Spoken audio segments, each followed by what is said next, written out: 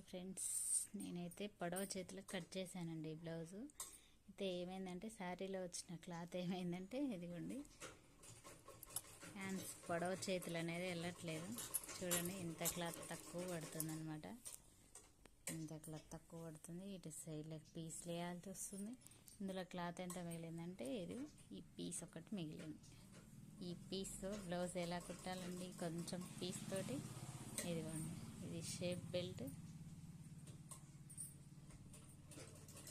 ఇది front part, ఇది back part.